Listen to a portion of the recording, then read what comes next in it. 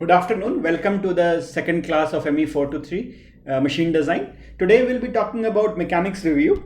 And the idea here is that we'll give you a couple of lectures about basic mechanics. Most of the stuff you have already read, but I want to basically impart you some of the basics so that we can move on to failure theory. And we'll use these concepts throughout the course. So I just wanted to give you some idea about basic mechanics. So what we'll cover in this mechanics review would be concepts of stress and strain and true and engineering stresses and strains. This pretty much everybody knows, but I'll just brush up really fast. Then I'll talk about stresses, basically how do you do tensorial notation, how do you do mechanics notation, then a little bit about Mohr circle, both 2D and 3D. And then I'll talk a little bit about elements of plasticity to basically give you some idea of what kind of models people use, both for failure and also for engineering design. Some material models we'll talk about, yielding criteria, what are the key yielding criteria. The most commons are Tresca and von Mises, but then we'll also discuss some other failure criterion as well. And then we'll talk about invariance of stress and strain and some Levi-Mises flow equation. So this is a very basic mechanics review, just to make sure that you're up to the mark before we go to the real stuff in machine design. So this is the outline for today's class. We'll talk about stresses and strain, engineering stresses and engineering strain. Most of you know it, but again, we will talk about difference between engineering stress, strain, true stresses and true strain, and where we use true stresses and true strain, where we use engineering stresses and strain. And then we'll talk a little bit about stress tensors and strain tensors. How do you represent tensorial notation? How do you use mechanics notation? And then basically some of the concepts of plane stress and plane strain, and under what physical conditions you use plane stress and what physical conditions you use plane strain. And one of the key things is principal stresses, because a lot of these failure theories use this principal stresses concept. Both Tresca and von Mises, you would need some concept of principal stresses. So how do you determine the principal stresses? We'll discuss today theoretically, and also we'll discuss a little about Mohr circle, because Mohr circle is basically a graphical way of representation of principal stresses, which is much easier to do, and it gives you some physical insight into what is happening. So basically, just to give you a first cut approach, some of the key concepts in mechanics is we fundamentally use something called force equilibrium. That's the fundamental thing. So all the stresses and strains which you will do, eventually there has to be force balance. So basically I am giving you in a more playful form mesh the following. So force equilibrium is basically the second one. Basically sigma fx is equal to 0, sigma fy is equal to 0. So basically you can do force balance in different directions. And if it's a 2D, you will have sigma mo is equal to 0. And if it's a 3-dimensional problem, then you will have sigma fx is equal to 0, sigma fy is equal to 0, sigma fz is equal to 0. If the body is integer, sigma mx is equal to 0, sigma mx is equal to 0, sigma my is equal to 0, and sigma mz is equal to 0. Right. So basically these will be force and moment balance. So this is something which you have been doing in engineering mechanics. So these concepts are pretty much true all over, but this is something which you will probably need in your courses. So I'm just trying to give you some basic concepts. I think everybody knows it, but still I think it's a good idea to just brush up a little bit more so that you're ready for this course. And then the second thing is if it's a statically determinate thing, in that case you don't need this compatibility of deformations. You don't need compatibility of deformations. But if it's statically indeterminate, then there is something called deformation compatibility. You need deformation compatibility. So that's also required for cases where there is statically indeterminate. So you also have to use something called deformation compatibility, which I think you have done this in mechanics. But finally, so after this, what you do is you need something called a constitutive equation. This constitutive equation primarily is in most cases where you don't have plastic deformation, you just use Hooke's law which is linear relationship between stress and strain, and this proportionally constant is nothing but modulus of elasticity. So these are the three things which you need in basic mechanics problem. And now what I will do is I'll talk more about how do you go ahead and solve a mechanics problem. What are the steps involved in solving a mechanics problem? So let me just be talk about very basic thing. First thing you do is you try to read and understand the problem. What does this problem exactly say? So that's basically trying to understand what the physical conditions problem poses, and then based on that, what you do is you make a free body diagram. That's something which you do quite a bit. Then what you do is you do force equilibrium, which is basically sigma f is equal to 6, sigma m is equal to 0 in different directions. So 2D problem fx fy, 3D problem mx my mz fx fy fz 0. If it's a statically indeterminate problem, then you would need additional relationships, which will be compatibility of deformation. So you'll have to talk about compatibility of deformations. And finally, you would need some sort of a relationship between stress and strain, which is basically constitutive relationship. This is basically the material behavior. This is the material behavior. So if you want stresses and strain, you need to correlate stresses and strain with some, you need some relationship between stress and strain. And this is a constitutive equation. For simple linear elastic model, this is what you use. And then finally you solve. So that's the basic step of solving any mechanics problem. A lot of these design problems will be simple. So if you have to design a crane or if you have to design a tie rod, that will be as simple as that. So you basically will have to solve this basic mechanics problem. Now, some of the key concepts what I want to give is stresses is basically P over A. You know that engineering stress is nothing but P over A naught. So you just use initial area. You do that primarily because you use initial area, and you use that primarily because it's easier to use. And in a lot of cases where you don't go a large plastic deformation, engineering stresses are a good metric. It's a very good metric. So if the plastic deformation is not large, engineering stress is a good estimation. But typically what happens is if you have reasonably large plastic deformation, you need to account for the instantaneous area, because the moment you start to apply stresses beyond the yield point, what happens is you actually get to see plastic deformation. Then what will happen is, imagine if I am taking a rod and pulling it, what will happen is the length will increase and the area will decrease. That's what happens. In some cases it can be localized, so there can be localized deformation like necking. But in a lot of cases, if you are deforming it gently, what will happen is you will have volume constancy. So one dimension will increase, other dimension will shrink. So basically volume will be constant though. But in that case, you need to have a concept of true stress, which basically means you are using actual area. So that's what true stress means. Then something called strain is there. So basically strain means if I am applying some load, the material physically deforms. So if I have an initial length and I am deforming the material, what will happen is there would be delta L by L. So there will be change in the length, which is defined as engineering strain. On the other hand, true strain or logarithmic strain, we also call this logarithmic strain. Logarithmic strain. So this logarithmic strain and true strains are basically used for if the strain is really large.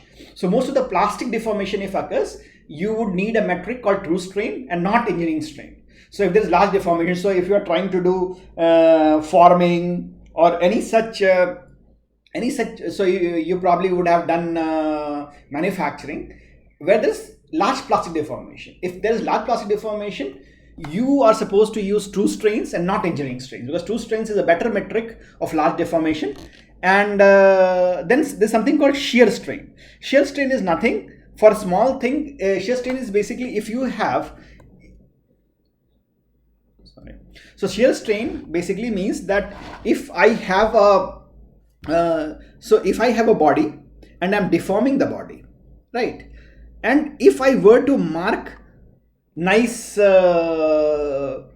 cross hairs on it and then deform the material, the change in 90 degree in this cross hairs would basically mean that there has been shear. If I make a grid and deform the material, and if the grid remains perpendicular, this means that there is no shear. So the test of the shear is the material actually deforms it shears. So basically it means that the material inherently changes orientation. So the material, if I make a grid and this grid actually deforms something like this, it's no more perpendicular to each other. Make a grid, deform the material. If the grid deformation occurs so that my material is no more, so these axes are not perpendicular to each other, this basically means shear has occurred. So shear basically means that you are moving, your orientation is changing. So basically your material, which was nice and square, is not square anymore. So that's what shear strain means. So the basic way to evaluate what shear strain would be is very simple. You can basically say that initially the material was like this. Because of shear, it's no more 90 degree. So it basically changes an angle. So this angle which basically is A by B, which is basically gamma, is equal to tan gamma. Tan gamma basically means A by B. So this is gamma. So this gamma basically means that this is this along this axis, say along this axis and this axis basically. So the deformation tan gamma is equal to tan gamma is only valid, this A by B is only valid if if this gamma is very small. For large shears, you'll have to use just the angle. Just the angle is shear, whatever is the change from 90 degree. But for small shear strains, I can estimate gamma is equal to tan gamma, which is equal to A over B. A meaning if this basically the hypotenuse, the altitude of the triangle divided by the base of the triangle. That will be tan gamma, and tan gamma basically gives me the shear strain. But remember, this is only for small strains. Okay, so when my gamma is really small, for small gamma this is correct. Okay, but then in most cases, when you are not deforming plastically, large plastic deformations, most of the engineering designs we design for yield. We do not design for large plastic deformation. Unless we are doing a manufacturing process where we are deforming the material to create a shape, where you are forming or forging or doing some sort of spinning operation, there we deform large, and large shear strains will be there. But in most of the design requirements, you will not see large shear strains. So this will hold good for all the practical purposes which you want to use. Now I'll basically give you some concepts about true and engineering strains. So basically, you know that E or your E or engineering strain is delta L by L, which basically means E is equal to LF final minus initial divided by initial length. So this is EA. So by LF by LI is nothing. LF by LI is nothing but E plus 1. And if I do ln LF by Li, this will be ln E plus 1. This basically means that my true strain is basically natural logarithm of E plus 1, right? So you can relate the natural, the engineering strain, which is E, to epsilon, which is true strain. So true strain and true and engineering strain are related. So there's something which probably you would know about, but then I'm just trying to correlate true and engineering strains. So if you know engineering strains, you can have estimate of what true strain would look like. Now, one of the other key concepts what I want to give you is when the material is loaded, right? Especially if there is multi-axial loading, if there is a material which is most of the things which you have studied in your mechanics, probably you do uniaxial tension, uniaxial compression. But any physical I would say device or any physical equipment which you use, be it a pressure vessel or even a pipe, or you have beams, bars, you have static equipment. They are all subjected to triaxial stresses, triaxial state of stress, triaxial state of stress. Now what we need to do is we need to understand what this triaxial state of stress means. This triaxial state of stress means is if I look at any point, a small element in my, so if I say, let me take a case of a thick pipe. Say I have a very thick pipe. Thin pipe is a different thing. I'll explain a little bit about it. If I have a thick pipe and I look at, say, somewhere at some element here, right?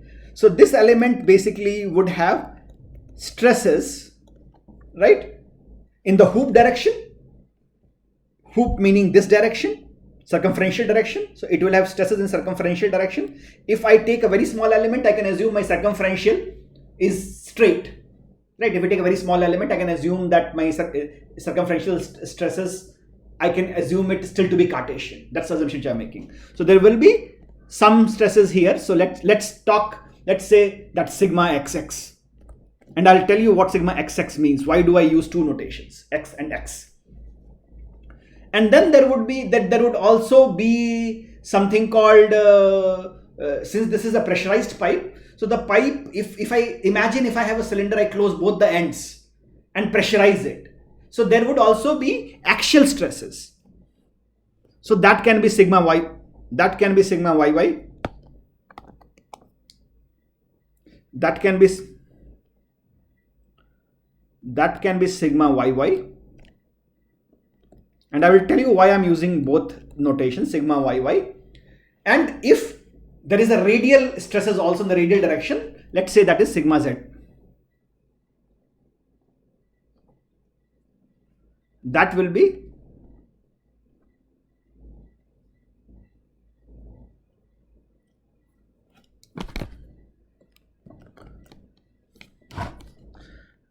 sigma zz, sigma zz, right? So now you understand that there can be triaxial state of stress even in a simple loading condition such as a pressurized thick pipe. This is a pressurized thick pipe example, right? So even a simple case of pressurized thick pipe, triaxial stresses can exist. Now if I do a torsion, I take this pressurized pipe and have some torsion, then there would be shear stresses also there. So imagine I have some pressurized pipe which is actually not tightened properly. So there is some torsion in the thing. There would be shear stresses also.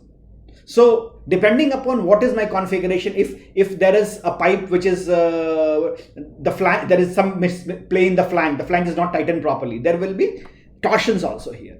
So that torsion will create shear stresses. So in a generic condition, if I go for some generic condition, in a generic condition what will happen? It's very simple. In generic condition, I have 6 faces, right?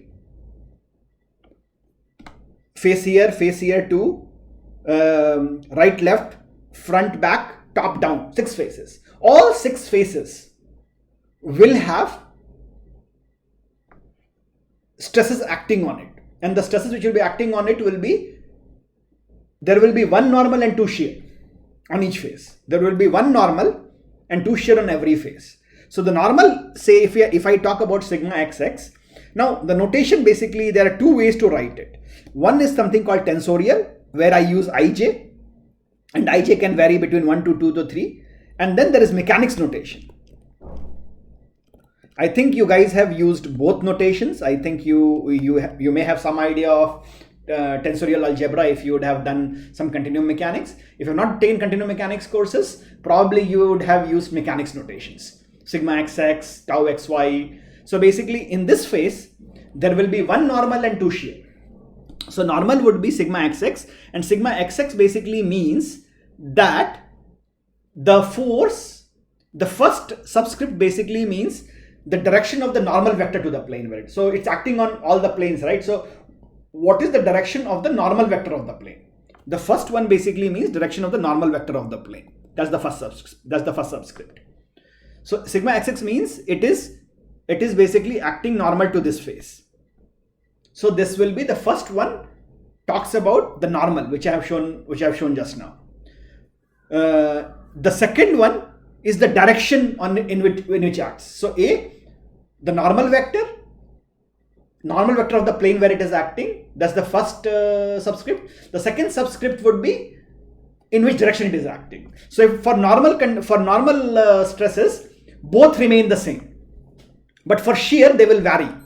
So if you take about tau xy basically means it is the normal is x and it is acting in the y direction. So this is y direction. So the first thing is the normal, which is x. The second one is it is acting in this direction. So tau xy is this. Normal vector is the normal vector on which it's acting is x, but it is acting in y direction. In this condition, what will happen? This one will be what? Again, this is x because it's on the plane where the normal vector is x, but the direction in which it is acting is z or z. So tau xz. So you call it tau xz, we call it tau xy, right? Every face will have one normal and two shear.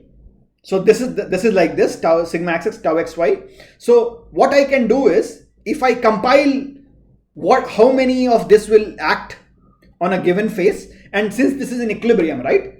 So the normals will be equal if it is in equilibrium. So normal sigma xx will be on this face, on the front face, on the back also sigma xx, on the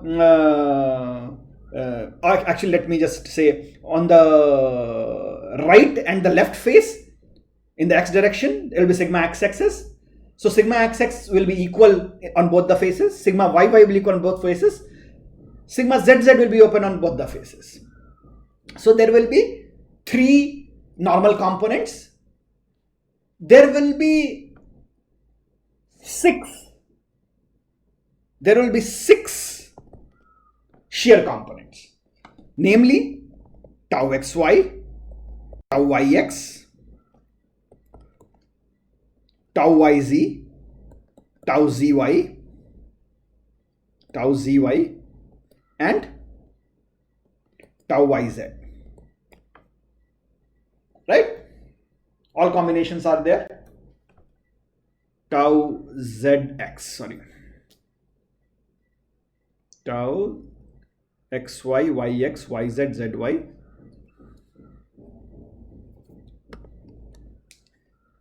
Zx and xz. Right. So these are my 6 things. But what I will do is there is some symmetry here. I'll just show that there will be a symmetry here, and why is the symmetry will actually I'll describe you why the symmetry. So you understand that sigma x's will be equal because they are equal in opposite direction. So sigma on both faces there would be same sigma x-axis. So this will be there will be 9 components in the stress matrix, or we call it stress tensor. Okay. Now what I do is I'll show that what happens is there is lot of symmetry in this. So eventually there would be lesser number of elements there. So this is how you write it, a stress tensor. So any point in any complicated loading, if you make a small element, it can be defined by this tensor.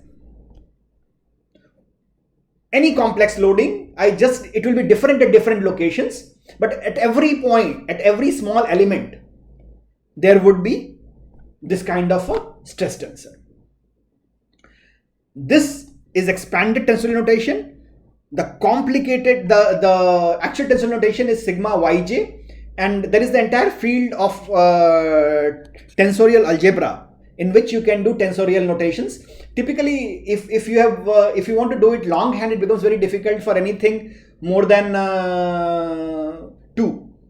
So even if you have 3 ijk, sigma ijk, it becomes very difficult to do using conventional mechanics. So you have to go to tensorial, and if you really want to basically do good continuum math, you would need to know tensorial algebra.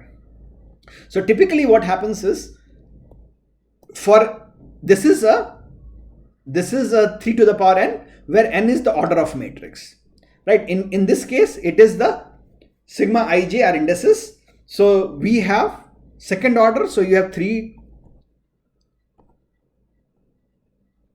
We have 3 to the power 2, 9 components, right?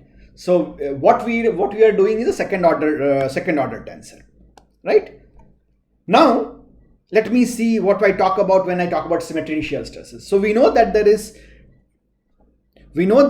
tau xy and tau yx.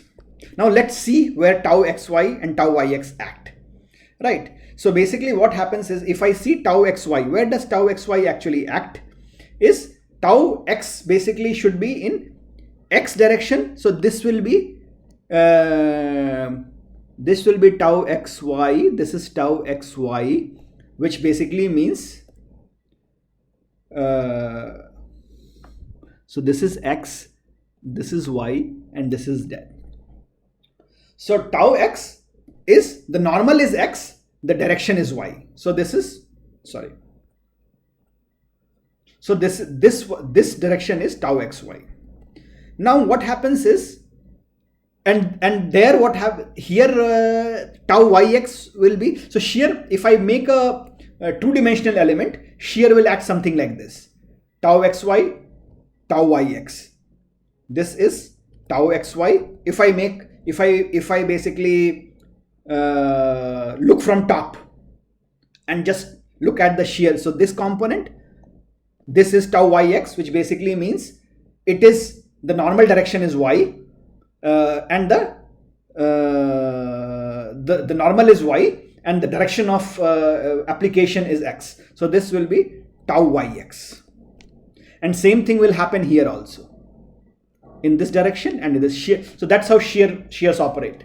They are they come in pairs facing each other. Shears come in pair facing each other, because basically what shear does is it deforms the 90 degree. So if you see this tendency, there is a tendency of the shear to change the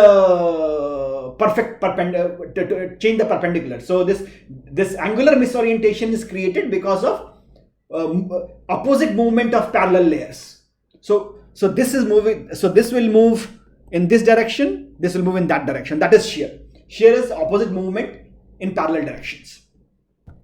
So now if I were to see this, so now you understand what tau xy, tau yx means. Let me make this, let me do just the moment about z axis. So if I do a moment about z axis, what will happen is, I will have tau xy here, tau xy, tau yx. I will have tau xy here, tau yx here, in this direction, right? So there will be these four components. Now if you see, these are in equilibrium. So there is a couple because of tau xy, and there is a couple because of tau x, and both balance each other. So I can write the moment about z axis. So this is my z axis. So this will be my z axis. If you can see, so my z axis will be perpendicular to this. It will be perpendicular to the plane which you are seeing. I made a cross to show that. So if I take a moment about that z axis, then what you will see is, where is tau xy acting? Tau xy is acting on delta y and delta z. Delta y and delta z. And if it's a moment arm, so there will be force into that. It's a couple, right? So force into force arm. The arm is nothing but the height it is delta. So this is on delta y, tau xy, delta y delta Z, and it is acting, the distance between these two is nothing. These two faces, if I look at from the top, so I'm showing this from the top. So this distance is what? This distance is nothing but delta x. Delta x. So there will be delta x. And this is equal to the moment by tau ix. So tau ix is acting on where? Tau ix, this one, is acting on this face. Tau x is acting on this face. And this face is what? This face is, if you want to look at it, this face is nothing but the height is delta z and this is delta x. So this is delta z and this is delta z and delta x. And the arm which will there be, arm in this is this direction. So this direction is nothing but delta y. Delta y.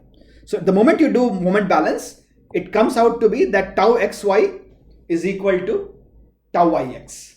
That's because of the symmetry.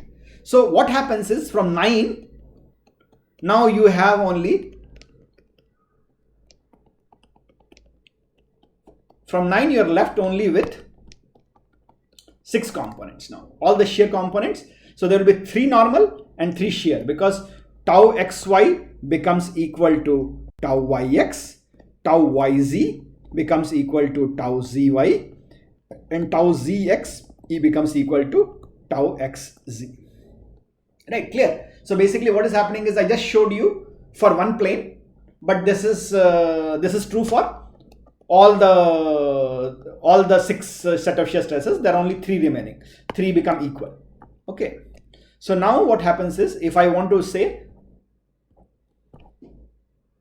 so basically if I go back here, sigma 2-1 is equal to sigma 1-2, sigma 1-3 is equal to sigma 3-1.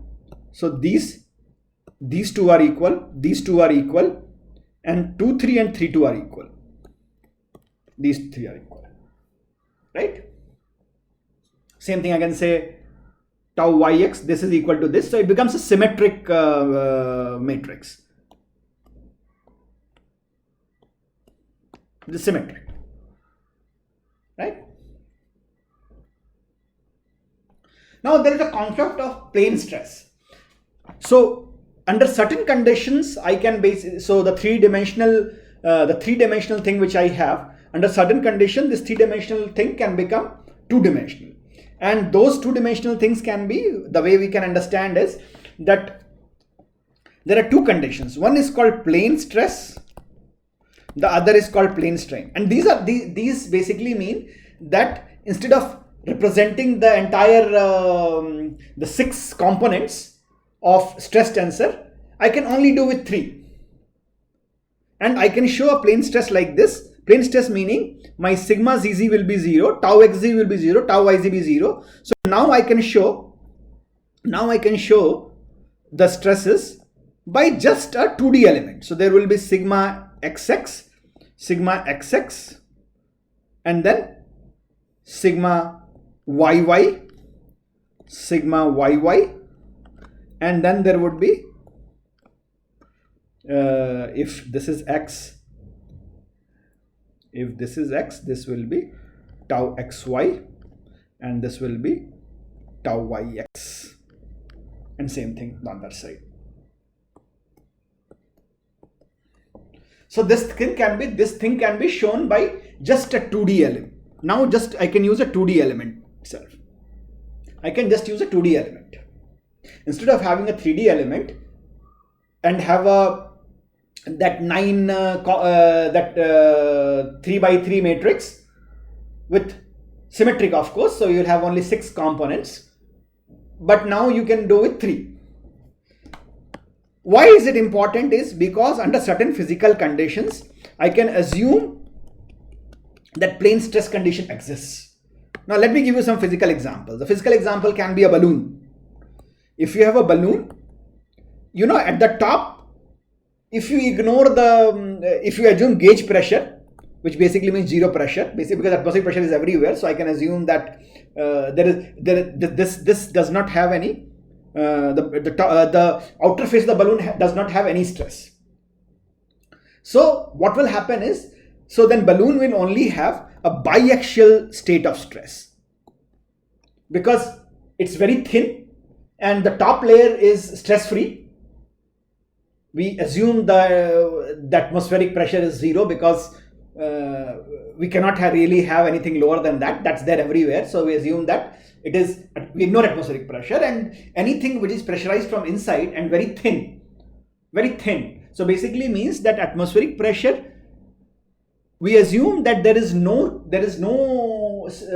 stress in the thickness direction. For a thin cylinder also we assume a plane stress condition. So thin cylinder is an example. Thin cylinder is a plane stress condition, and also balloon, gas storage tanks. I don't know if you have seen CNG storage tanks. So those of you who would have actually gone to marketing terminal of IOC or BPCL, you will see that the gas is stored in these kind of balloon-like structures. They are very thin. So we can assume any thin cylinder can be assumed as plane stress, primarily because you have no stress on the top and it's very thin. So we assume that the entire layer doesn't see any stress, and the stresses are only in the circumferential direction. So radial direction, there would be, say, if I take a thin cylinder, this basically, so if I take a very thin cylinder, let me just do the thin cylinder example. A thick cylinder is not, but a thin cylinder if I have, I assume that in the thickness direction or in the radial direction, there's no stress. The stress is only there in hoop direction or circumferential, hoop or circumferential, or axial direction. There is no stress or very minimal stress for a thin cylinder because it's a free surface. So it cannot really see stresses in the, so free surface basically means there is no stress on the in the radial direction. So although it's pressurized, but the stresses originate only in the hoop and the axial direction. So if you look at it, the radial really doesn't see a lot of stresses. But if it's a thick one, then there would be a gradual variation from, so the boundary condition would be pressure in the bottom, the actual cylinder pressure at the bottom and 0 at the top, right? So there will be a gradient there. So that will no longer be a plane stress. But if it's very thin, there will be no change. So the top and the bottom both would be at the, so the pressure in the radial direction is basically, it's not taken by the radial direction. The pressure is basically taken by just the growth in hoop direction. So in hoop direction and in the longitudinal direction. So there is no stresses in the radial direction. So that's a plane stress condition. Now you can also have a plane strain condition. Plane strain condition basically means plane strain condition basically means that there is no strain in, so basically you have one pair of faces have no strain. So basically what this means is if you have a physical constraint, so either this can come through physical constraint or there can be special cases. Imagine I am having a dam. Now if you, for those people who know how a dam looks like, so dam would basically be very long. So one dimension, if you see a dam, one dimension would be in kilometers. One dimension would be in kilometers. So if this is a dam, there is a reservoir here. So there is a reservoir here, and you have made a dam here. So this dimension can be in kilometers. And if you see, the bottom of course is thicker and the top is a few meters, say 8 to 10 meters. And bottom maybe 100 meters or 80 meters, right? But the length is few kilometers. So if that is the case, what happens is, if I have one dimension very large, basically means my delta L by L, because this L is very large, the strain in this direction, the strain in the direction of the length will become 0. So there can be physical things like long retaining walls, dams, which I can model as plane strain. So those will come under plane strain. So I can also understand that plane strain there are certain design elements can be there where I have longer length, and those I can model as a plane strain. There I assume epsilon z is equal to 0, sigma x is equal to 0, tau y is equal to 0. But this also I can use 2D notation. Sigma x, sigma xx, sigma xx, sigma yy, sigma yy, and again tau xy and then tau yx.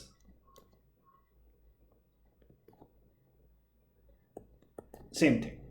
This also can represent like a 2D element.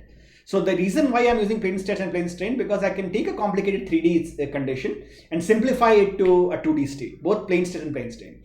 Plane stress is typically under thin spheres, thin cylinders, where since the top surface is stress-free, you don't see any stress variation in that section. So it's actually free. So there is no stresses in that thickness direction or the radial direction. So plane stress can be one thing, plane strain can be one thing. So under certain conditions, I can simplify the problem from a triaxial stress state to a 2D stress state.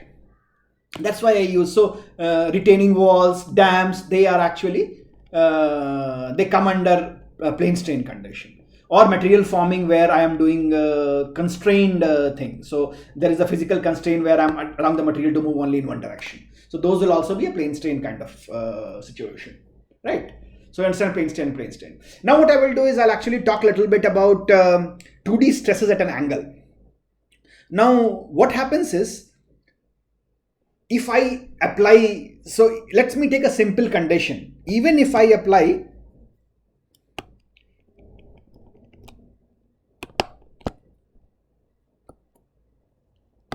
So even if I have, say, a uniaxial condition, let's say a uniaxial condition, right?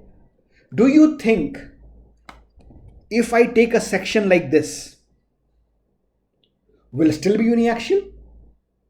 So if I make a free body diagram, for a uniaxial condition, which is like this, now even if it's a uniaxial, if I cut a section, at this section, there would be a force in this direction and force in this direction.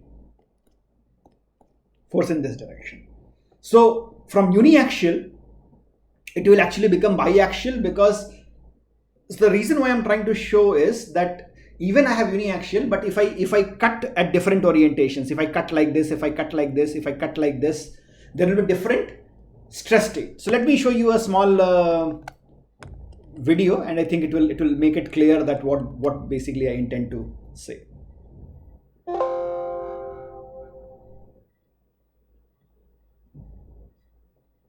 Just give me a minute so that I can pull up what I want to pull. Okay, so basically what I want to show is I am pulling a material in one direction. But we think that there is only one stress in the material, but at different orientation there is different set of stresses. So what will happen is, the moment you start seeing, so I'll just walk you through. So the magnitude and direction of normal shear stress at any point depend upon the orientation we choose. So let me go to the let me go and show you how this works, right? So here, if I cut the normal thing, it's very easy. I only have normal stresses if I cut a perpendicular plane, right? Now let me go to the next thing.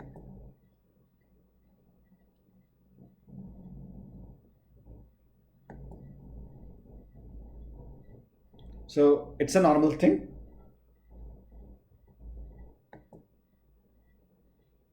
And sigma is equal to P by A. Now I cut it at a inclination thing. Now tell me what will happen. So now what happens is, I will have to take a tangential and a normal component. So there will be a tangential and normal component. Then the stress is acting on the inclined plane. We need to compute the components of the resultant forces P. that act perpendicular to the parallel to the plane. So I'll have to resolve it now.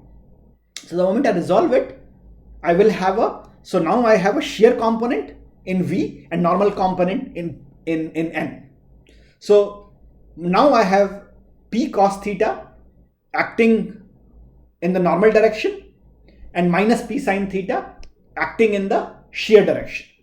You get me? So I am originally applying it only uniaxial, but if at some other orientation something else happens. And these concepts are important because now based on this concept I will give you the concept of principal stresses, and these principal stresses are very important in determining failure because it is the principal stresses which basically decide how the material will behave and how the material will fail. Okay. So now what I'll do is I'll go to the next slide. See, right? So you see how the thing varies. You can see that, right?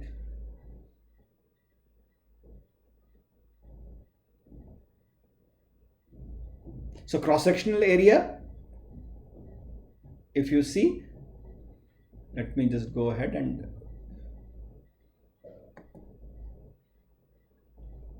so sigma 1 be sigma x square cos square theta, tau x equal to minus sigma x cos theta sin theta. This is only for uniaxial, but I will actually devise something for biaxial stress state where sigma and tau both act. See. So at 90 degree you would see it's perfect. Sigma n is there, which will be equal to my actual sigma which I am applying. But so let me go back and show you. So this is the thing which I wanted to show. So sigma n is the actual sigma which I am applying, but then it keeps on changing. A combination of sigma and tau keep on changing depending upon which section and at which orientation I cut. So it's a function. So the basic story which I want to tell you here is that even though I apply normal stress, uniaxial stress, but at different orientation there exists different sets. So under multi-axial loading, even if I am applying multi-axial, there exists certain condition where there are only normal stresses exist. So this concept I'll show you, and those normal stresses, if only normal stresses exist, those are called principal stress state. So I can have a triaxial stress state, but if I orient it into some condition, only the normal stresses will exist. And where there are no shear components, that point is called, direction is called principal direction, and the stresses at those planes are called principal stresses. This mostly you know, but I'm just kind of reiterating these concepts so that, okay.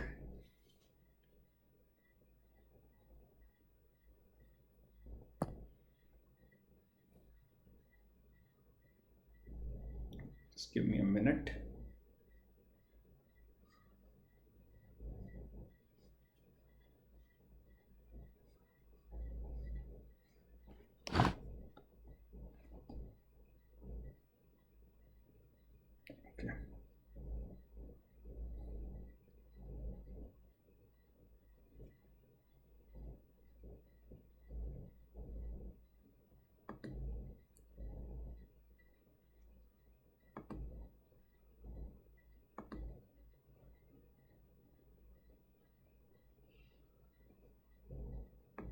Okay.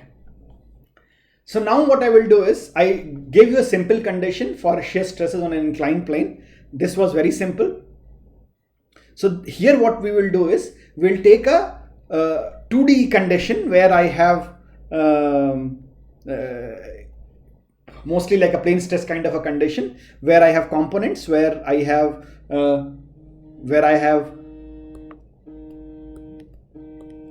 sigma x, sigma y, tau xy, and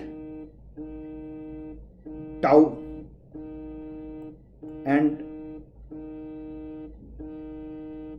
yx. But since it is symmetric, I can still write tau xy, but technically I should write it as tau yx. This is tau yx. This is not tau xy, but they are equal. So I'm using only one component. So I think tau xy only I'll use, just because magnitude wise they are equal. But notationally I have to write tau yx there. Okay. So this is the condition. Now what I want to do is I want to find out at any given theta what will be the sigma n, this one, and tau n. What will be sigma n and tau n here? This is what I want to find out. So let me go ahead and see what we get out of it. It's very simple. I think it's simple force balance. All you guys can do it. But what I want to do is I just want to show you for one case, and I'll use this for principal stress calculations.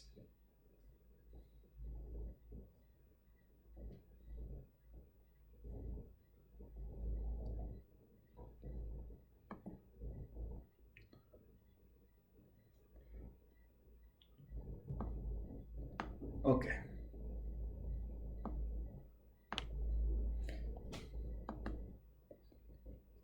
So let me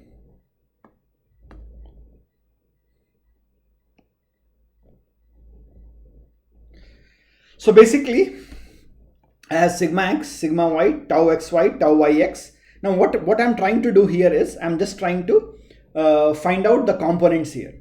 Now sigma x is acting where?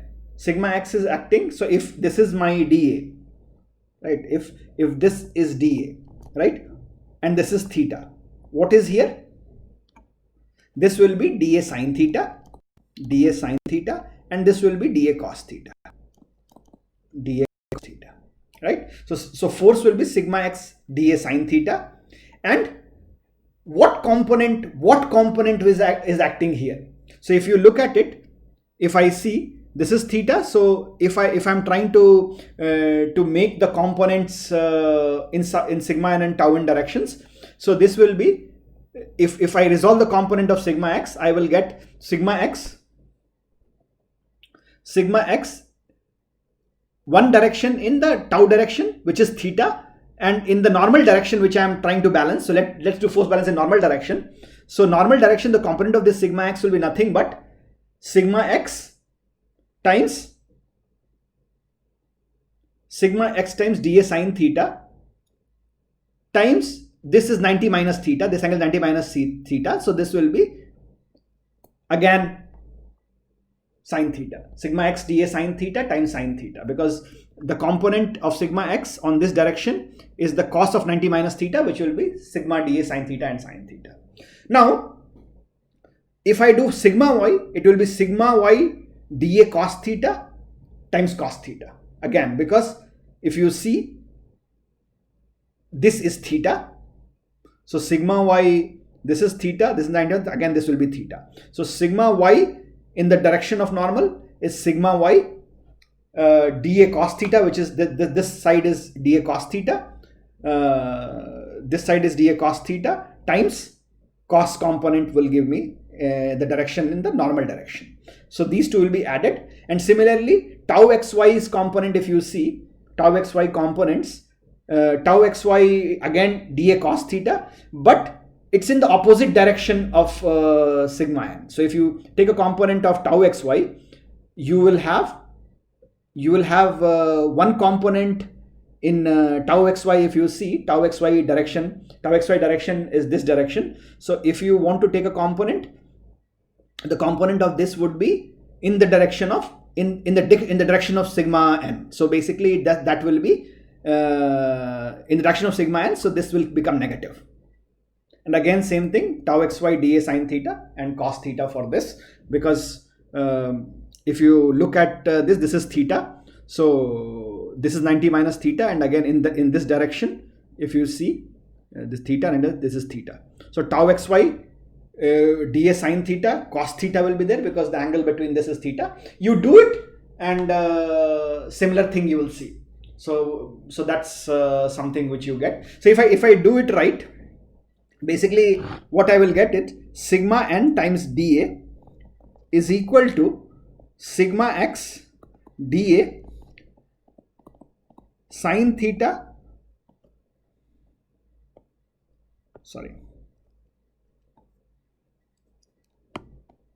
sine square theta sigma y dA cos square theta, right, minus tau xy sin theta cos theta, sin theta cos theta, and minus tau xy sin theta cos theta. So if I go ahead and let me simplify this, so I'll get sigma n dA is equal to, just dA cancels out, so I'll just write it simply now. So sigma n is equal to sigma x sine square theta plus sigma y cos square theta minus 2 tau xy sin theta cos theta, right? I'll tell you why I'm doing all this, just to kind of brush up the, let me go back again. So basically, what do I get here? So I got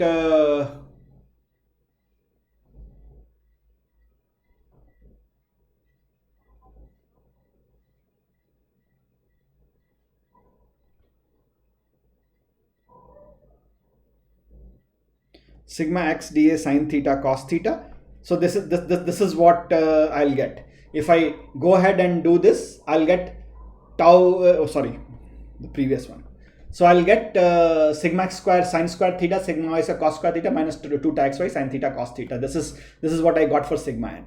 So I can basically go ahead and I can simplify it, and I can basically simplify it, and I can say that sigma n is equal to half sigma x plus sigma y minus half sigma x minus sigma y cos 2 theta and tau xy sin 2 theta. So this will be the thing, and I will use these equations to derive the principal stresses.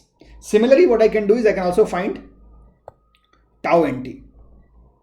Now I have this. So if I want to have transformation equations for any conditions, right, for any conditions I can find now. So basically what I can do is, there will be two axes, right? There will be one axis at theta. So if I want, one orientation will be theta, other will be 90 plus theta. Since now I have that equation, I can plug theta there and 90 plus theta there respectively. So I will have, for any combination of sigma and tau, for any combination of sigma x, sigma y and tau xy, I can get at any theta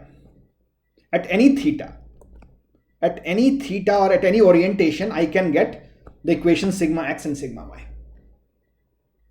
You go ahead and do it. I think the lecture notes are there, so you can do it at your leisure and find out. So these will be the equations which you will get. Now once I have these equations, I can find out where will I have this. So I defined, my definition for principal stresses is wherever there is no shear stress. So principal stress direction is defined by wherever there is no shear stress. There is no shear stress. So whenever this becomes zero, that's where the principal stresses exist. So now let's go ahead and make this zero. So this condition, wherever this becomes zero, tau xy becomes zero, that is where the principal stresses come. So basically meaning minus half sigma x minus sigma y sin 2 theta plus tau xy cos 2 theta is equal to 0. Tau xy cos 2 theta is equal to 0. Now I can find out what will be my tan 2 theta. So at principal thing, tan 2 theta p is equal to tau xy divided by sigma x minus sigma y by 2. This is where this is the direction on this plane. So if I have sigma x, let me use right term sigma xx and sigma yy. sigma yy, and this will be tau xy and tau ix. This will be the theta p. At this theta p of this value tau xy sigma, at this theta p, there will not be any shear stresses, meaning there will exist only normal stresses. And this is a very important concept, primarily because we use these ideas in determining the failure theory. So your Tresca criteria, Tresca as well as von Mises use these concepts. Okay, that's why we are defining this. So once we take care of this, we'll also do failure theory. But I just wanted to give you some basic concepts of mechanics, primarily just to brush up. I think most of this stuff you know, but again I'm reiterating, this will be useful just to brush up.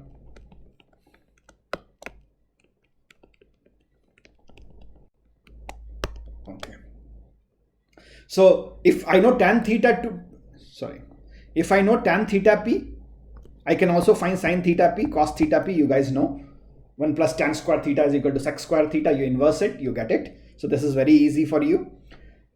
Now, if I know sin 2 theta p and cos theta p, I can, in the transformation equations, in this equation, I can put it in this equation, sigma x and sigma y dash, the values of theta p, here.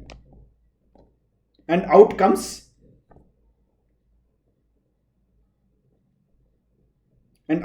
this relation.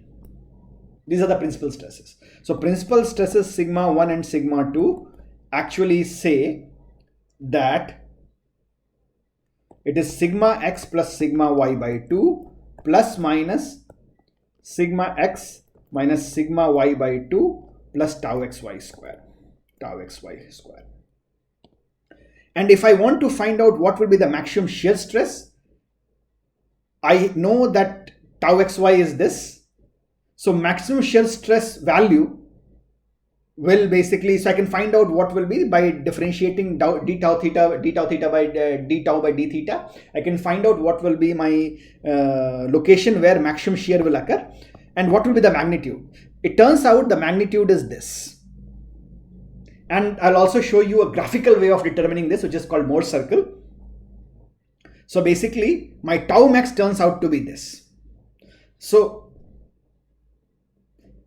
these are the equations now. I showed you these are the equations. I can construct more circles using this. So basically what it means is, I'll just show you. If I know sigma x, sigma y, and tau xy and tau yx. So basically, if I have my clockwise tau, I make it positive. So depending upon what kind of this sigma x, and if sigma x has a clockwise shear, this is sigma and this is tau, sigma x and tau xy. So if I have a clockwise thing, I will plot sigma x and tau xy here. So if this is the condition, I will plot here. Now my y, sigma y is here. So sigma x is positive. If it is sigma y and sigma x, if positive basically means tensile, positive tensile, negative compressive,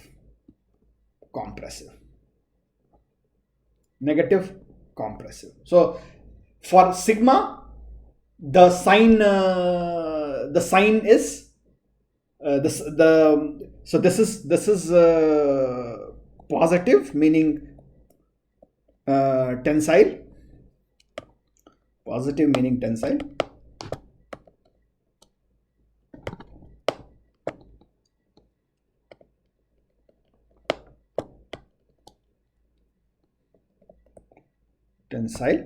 And compressive is here. Since both are, if you see tensile, so I'll put my sigma x there. Let me just see. It's not. Sorry. So basically, okay. So here I'll put sigma x here and tau xy here. if the magnitude of sigma y is slightly smaller than sigma x, because that's the notation, and sigma y will be here and tau. So if tau is anti-clockwise, it is negative. If tau is clockwise, it is positive. So I will have that. So to make the Mohr circle,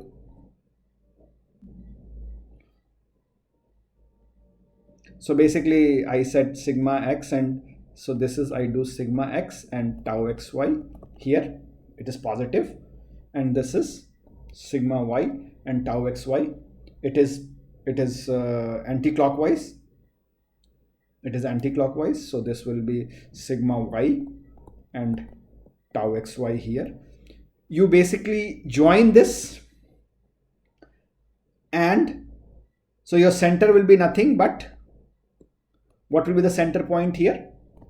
Center will be sigma x minus sigma y by 2, 0. This is the center point. If you draw a circle with this,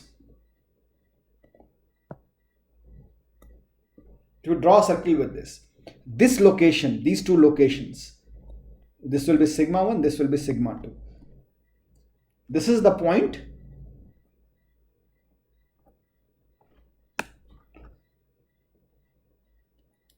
Again, I will do that. So this is sigma. Something is happening, I don't know. It's getting tired now.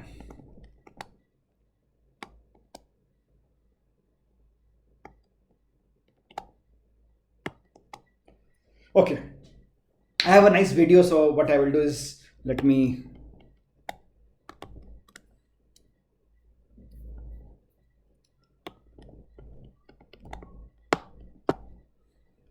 okay.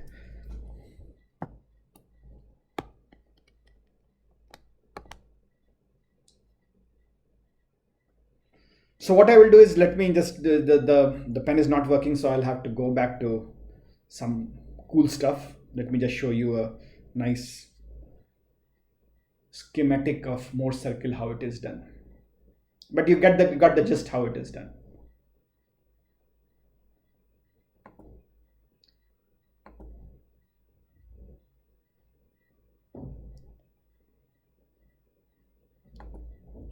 So when you're drawing Mohr circle, this is how you do it. First you have sigma x and tau xy. So if you see here, if you see, this is anti-clockwise tau xy, so sigma x and tau xy will basically become, identify positive, sigma x and sigma y in tensile direction are considered to be, they are considered to be positive. So sigma will be positive. Tau xy, for the first condition, if you see, this is anti-clockwise, so it has to be in the, yeah, you saw sigma x and tau xy, we captured it in my, when I was drawing it, I was showing you other way around because I was drawing tau in the clockwise direction. So if it's anti-clockwise, then it is negative. So I plot the first point here, sigma x and tau xy. Then what I do is I go ahead and find the second point. So a point of motion represents the state of stress, sigma x and tau xy. The coordinates used in plotting Mohr circle are not spatial x and y that we consider, but rather the coordinates of Mohr circle that are sigma and tau. Determine the orientation of Mohr circle, you must determine the positions related to reference points, such as x. The face of stress element is very important that you label the points as plotted. Right? So you plotted it. The other one is again sigma y, the actual value you put tau xy. Now this tau xy, if you see, is this is clockwise, so you put it up. Now join those points as I showed you. Now join those points, right? Join those points. Now you know the center of this point will now be sigma x minus sigma y by 2. Draw a circle from that center. Use all the dimensions. So center, you know, sigma x plus sigma y by 2, right? And then your tau xy will be this. So basically what is happening here is your principal stresses are showing at this point. So this is just with 2 theta. Whatever your actual orientation is theta, you are drawing 2 theta on the Mohr circle. That's the only difference. So basically sigma x minus sigma 2 you know, and tau xy. So the radius will be sigma x minus sigma y by 2 plus tau xy whole square. That will be the radius. And if I want to find the principal stresses, now I can find out principal stresses. Let me just go back and show. So the principal stresses will be, see, you have R. So basically it will be sigma x minus sigma y by 2. So this is the sigma, this is sigma x plus sigma y by 2. This is the center point plus the radius and minus the radius. And radius represents the maximum value of shear. So the radius in the Mohr circle represents the maximum value of shear. Okay, I'll go ahead. If my thing works, then I will go ahead and I will again try to draw it for you just to give the concept.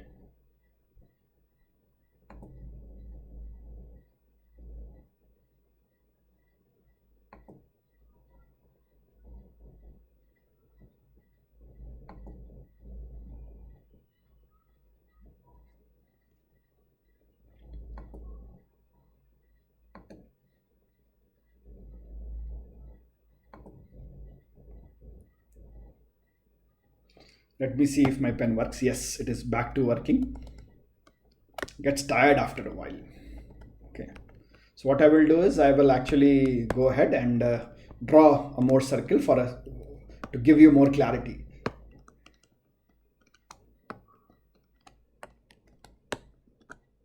Okay. Let's see if it works. So what I will do is I will give you, okay, not working still. Let me go back to Word. I think that may work better.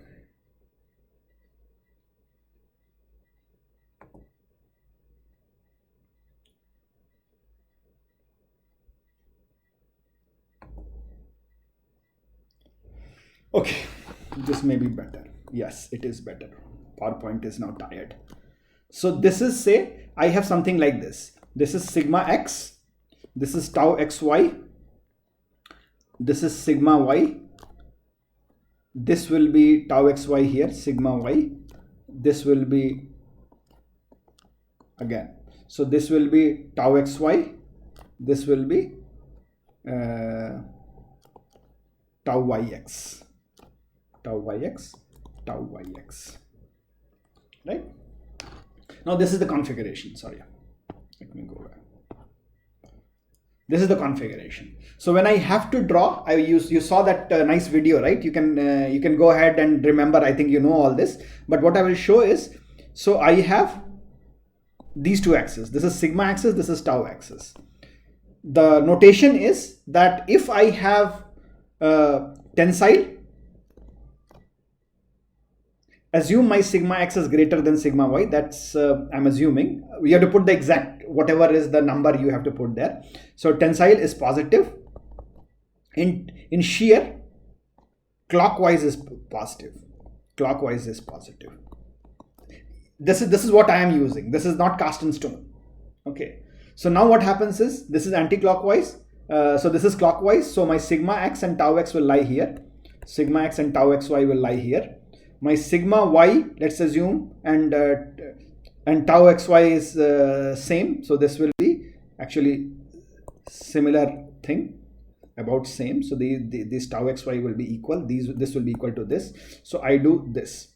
So this will be my sigma y, tau xy. So this point is the first point here, and this point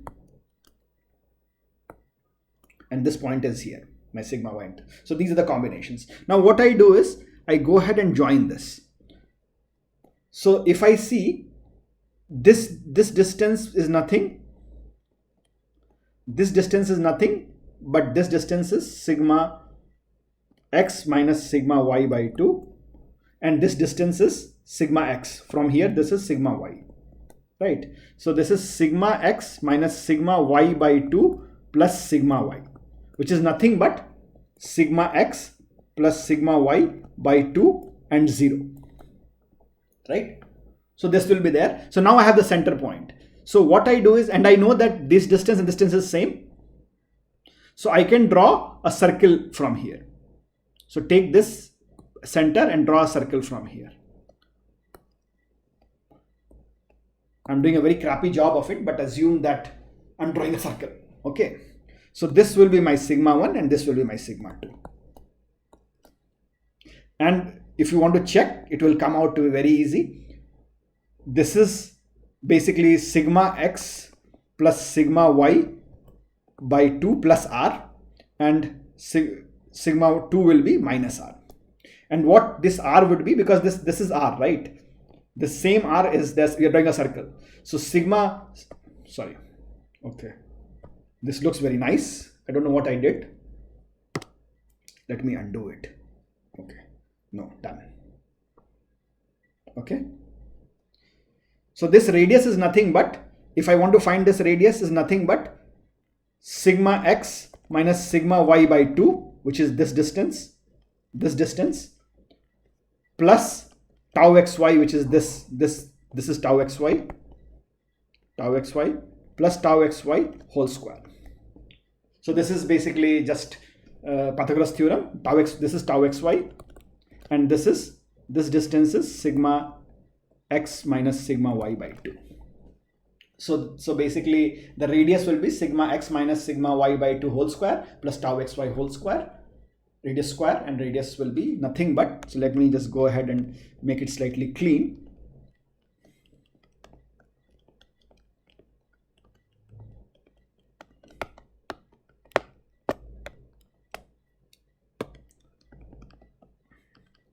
Make it,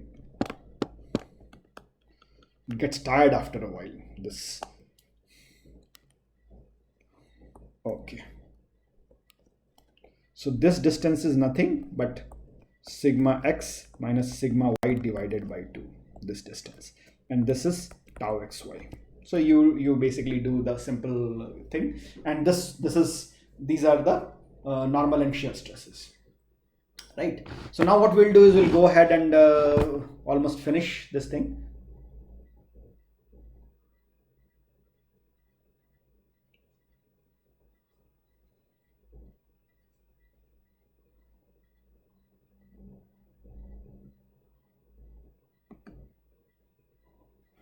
Let me see if it works. No.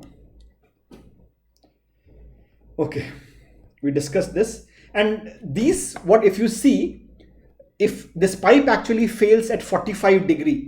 So the reason why I'm actually showing is this is a plane stress condition, thin pipe, and then what you do is, if it fails at 45 degree. So the failure will occur at maximum shear, and the maximum shear actually occurs at 45 degree from the